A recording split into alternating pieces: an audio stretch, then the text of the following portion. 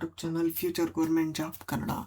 Friends, K A ನಡೆಸುತ್ತಿರುವಂತಹ civil police constable ಹುದ್ದೆಗಳಾಗಿರುವ 3,395 ಹುದ್ದೆಗಳನ್ನು ಭರ್ತಿ ಮಾಡಿಕೊಳ್ಳುತ್ತಿದ್ದಾರೆ.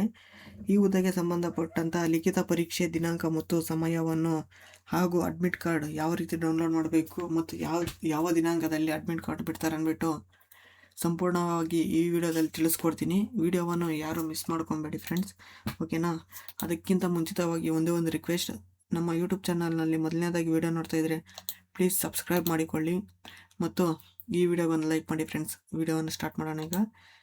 ಫ್ರೆಂಡ್ಸ್, ಏನು ಸಿವಿಲ್ ಪೊಲೀಸ್ ಕಾನಿಸ್ಟೇಬಲ್ 3,395 ಹುದ್ದೆಗಳನ್ನು ಭರ್ತಿ ಮಾಡಿಕೊಳ್ಳುತ್ತಿದ್ದಾರೆ. ಇದಕ್ಕೆ ಅಡ್ಮಿಟ್ ಕಾರ್ಡ್ ಪರೀಕ್ಷೆ ದಿನಾಂಕ ಬಂದು ಮೊದಲನೇದಾಗಿ ಪರೀಕ್ಷೆ ದಿನಾಂಕ ನೋಡೋಣ. ಪರೀಕ್ಷೆ ದಿನಾಂಕ 2/8/2026 ಆಗಿರುತ್ತೆ. ಅಂದರೆ ಆಗಸ್ಟ್ 2/8/2026 ದಿನಾಂಕ ಆಗಿರುತ್ತೆ. ಸಮಯ ನೋಡೋದಾದರೆ ಬೆಳಗ್ಗೆ 10:30ರಿಂದ 12 ಗಂಟೆವರೆಗೆ ನಡೆಯುತ್ತೆ ಫ್ರೆಂಡ್ಸ್, ಓಕೆನಾ.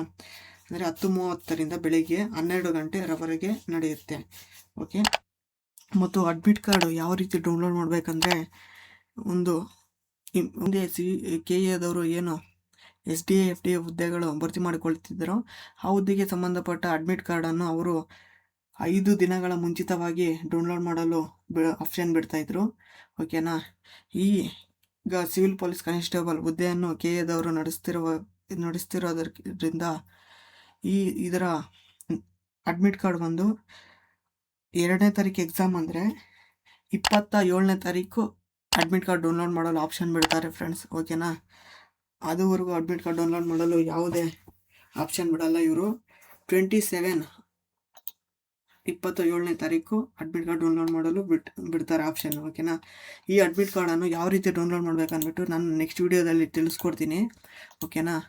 ಈ ವಿಡಿಯೋ ನಿಮಗೆ ಒಂದು ಇಂಪಾರ್ಟೆಂಟ್ ಅಪ್ಡೇಟ್ ಆಗಿರುತ್ತೆ ಅಂದ್ಕೊಂಡಿರ್ತೀನಿ, ಓಕೆನಾ. ಈ ವಿಡಿಯೋಗೊಂದು ಲೈಕ್ ಮಾಡಿ ಫ್ರೆಂಡ್ಸ್. ಹಾಗೂ ಮೊದಲನೇದಾಗಿ ನಮ್ಮ ಯೂಟ್ಯೂಬ್ ಚಾನಲ್ನಲ್ಲಿ ವಿಡಿಯೋ ನೋಡ್ತಾಯಿದ್ರೆ ಪ್ಲೀಸ್ ಸಬ್ಸ್ಕ್ರೈಬ್ ಮಾಡಿಕೊಳ್ಳಿ, ಓಕೆನಾ. Thank you for watching friends.